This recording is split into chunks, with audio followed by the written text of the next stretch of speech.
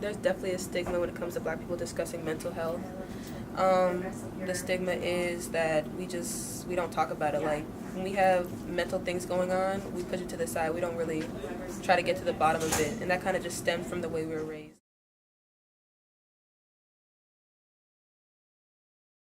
I think people of color may not visit the counseling center as much because they feel maybe that their voice won't be heard when they go there. A lot of times when I hear people of color about to go to the counseling center, sometimes they think that people that talk to them aren't going to take them, like what their problems are, seriously. Well, African Americans aren't going to get help. Like, they're not recognizing these symptoms as like mental health issues. They have it in their head that they're crazy, so they don't go and get the help that they need. Whereas, like, let's say like white people or Asian people will notice these things and go and get the help. They'll go seek treatment. They'll go to therapists and talk out their problems. Where Black people have just been conditioned to like, oh well, I'll pray about it, or I'm just gonna keep it to myself and I'll figure it out on my own.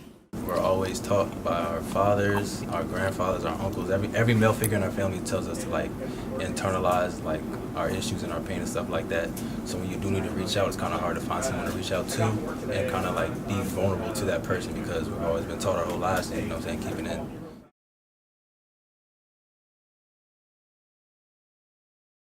I've experienced this firsthand because when I was having issues freshman year, when I was going through the issues as a freshman, I was seeking help at the counseling center for my mental health. And at first I was paired with a white therapist, but I wasn't willing to go because the person I was talking to I couldn't really relate to. So I went for like maybe 2 weeks, and then I decided, I'm not really getting anything out of this because this person has never been in my shoes. This person doesn't know things from my experiences or from my perspective. So I wasn't interested in going. I chose to change therapists to be with someone that was primarily African American descent. And by me changing therapists, I was able to actually have a better, deeper connection with that therapist opposed to the one that I did have.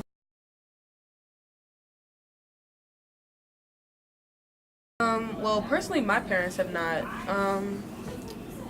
It's kind of like it's just something you don't really talk about because it's just like I think like Black parents kind of treat like mental health as like not a real thing. Like it's just like something that happens, but it's not like a real life, like being sick, like having a cold, Or an like injury, like having a broken arm is a real thing. Right. But your mental health is like Not existent. just because you can't see it, it's not like a real thing. Like personally, like I think that, like I know my parents, like my dad for sure, like the way he was raised like in the hood. He has no father. Like, well, he has a father, but like his mother raised him. I know that plays an impact on his mental because I see how that plays out on us. Like my dad, he don't know how to communicate with people. Like he don't know how to talk to people like other people. Yeah, my dad's the same way too because my dad did not have a father figure in his home either. So he just pretty much raised himself all the way through his college years. So I don't even talk to my dad about that.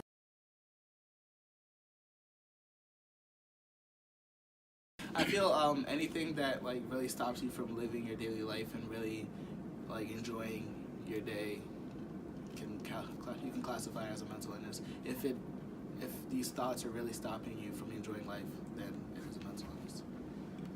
Yeah, I agree with you with that. And also I feel like it's something within you that you have to kind of notice. And if people notice it around you, that's what can kind of constitute like, okay, we see something is not, out of the norm. So I think that issues with mental health are anything that are impacting a person's well-being and their functioning. So if anything is impacting that student to the point where they're feeling distressed or where their functioning is impacted, so maybe they're not going to class or they're not able to like take care of daily needs.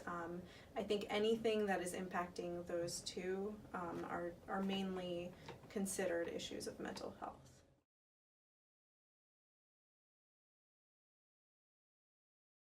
I think oftentimes it's really hard to get students of color in general to come to the counseling center because a lot of them are coming in with messages from family or their culture, either like against counseling or like kind of the message from family of like you should suck it up or you should kind of be able to figure these things out on your own, or family encouraging them to maybe turn to religion over counseling. So I think it's hard, so we don't see as many of students of color as we would like to, but we definitely get a good amount.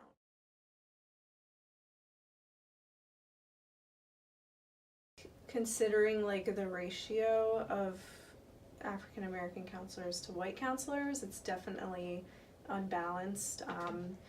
Since this is a predominantly white college, I think it's probably just difficult to hire more counselors of color.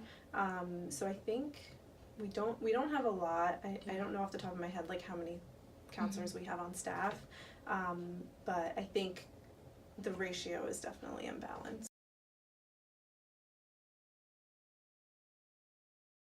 I think one of the first steps is like we have to like not get rid of, but like not make praying about it the only kind of step into like taking care of yourself, because God is there for you, but he has also put like tools in place that you can like go and get yourself help, like therapy. We got to normalize that.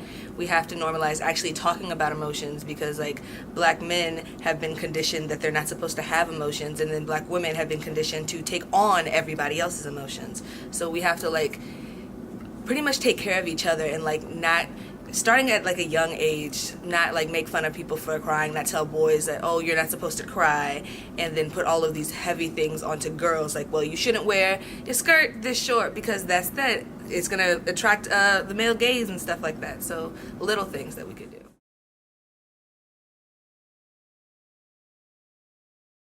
Here at the Counseling Center, we really value diversity and inclusion. We really want to be there for all of our students in order to support them and help them succeed here at Towson. So we really encourage any student to come in if they feel like they're in need.